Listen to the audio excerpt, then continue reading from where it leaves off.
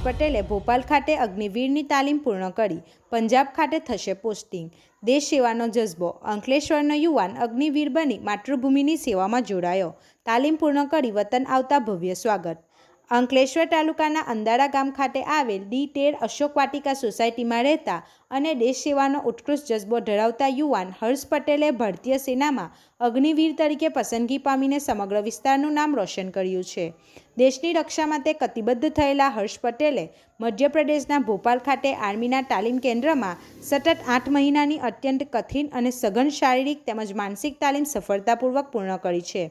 પોતાની તાલીમ પૂર્ણ કર્યા બાદ પ્રથમ વખત વતન પરત ફરેલા દેશના આ વીર જવાનનું અંકલેશ્વર અને અંદારા ગામના ગ્રામજનો, પરિવારજનો તથા સ્નેહીઓ દ્વારા ભારે ઉત્સાહ અને દેશભક્તિના માહોલ વચ્ચે ભવ્ય સ્વાગત કરવામાં આવ્યું હતું. વતનની માટીમાં પરત ફરેલા જવાનને જોઈને પરિવારજનો અને ગ્રામજનોમાં ભારે હર્ષ અને ગૌરવની લાગણી વ્યાપી ગઈ હતી. તાલીમ દરમિયાન મેળવેલા શિસ્ત અને દેશપ્રેમના સંસ્કારો સાથે વતન આવેલા હર્ષ પટેલ આગામી 15 દિવસ સુધી પરિવાર સાથે રજા ગાળશે. આ ટૂંકા રોકાણ બાદ તેઓ દેશની સુરક્ષાના મહત્વના મોરચા એવા પંજાબ ખાતે પોતાના પ્રથમ પોસ્ટિંગ માટે રવાના થશે. દેશની સરહદો સાચવવા અને માતૃભૂમિનું રક્ષણ કરવા માટે જઈ રહેલા અંકલેશ્વરના આ પુત્રની દેશદાઝને સમગ્ર પંથકે બિરદાવીને ઉજ્જવળ ભવિષ્યની અનેક શુભકામનાઓ પાઠવી છે. રિપોર્ટર હુમેદ સૈયદ સાથે ગુજરાત અદ્ભુત ન્યૂઝ ગુજરાતી. મારું નામ પટેલ મિશા છે. હું હર્ષની બેન છું. એ ઘણા વર્ષોથી આર્મીની તૈયારી કરતો હતો અને 2 થી 3 વાર એમાં ફેલ પણ થયો હતો. બહુ હિંમત હારી ગયો હતો. અમે એને બહુ હિંમત આપી કે તું કર, થઈ જશે તારું. તો પણ એ છેલ્લે એટલો હિંમત હારી ગયો હતો કે ખાવા પીવાનું પણ બંધ કરી દીધું હતું. છેલ્લે મમ્મી એને બહુ હિંમત આપી કે થઈ જશે તું આગળ કર એમ. અને MK કોલેજમાં એ કોલેજ કરતો હતો અને સાથે સાથે NCC પણ જોઈન કર્યું હતું. તો ત્યાં અને એના એક સર છે ભરૂચમાં, તો એમને ફ્રીમાં ટ્રેનિંગ આપી હતી. ફ્રીમાં એને ટ્રેન કરતા હતા. બહુ ગાઈડન્સ આપ્યું એમણે.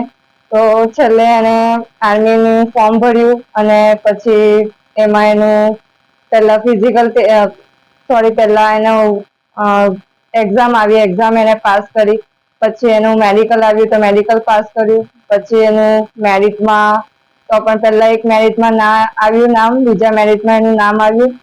પછી એનું જોઈનિંગ લેટર આવ્યું અને ભોપાલમાં એનું ટ્રેનિંગ કરવા માટે જવાનું હતું. ભોપાલમાં એને 2 મહિના ટ્રેનિંગ પૂર્ણ કરી. પછી જબલપુરમાં 4 મહિના એને ટ્રેનિંગ પૂર્ણ કરી અને અત્યારે 8 મહિના પછી એ અંદારા ગામ ખાતે પરત આવ્યો છે. તમારા ભાઈની ટ્રેનિંગ પૂરી થયા પછી તમને કેવો ઉત્સાહ લાગ્યો? બહુ ગર્વ થાય છે. અને તમારો ભાઈ પાછળ સેનામાં જોડાશે તો તમારો કેવો ઉત્સાહ રહેશે? બહુ ગર્વ થાય છે અમને.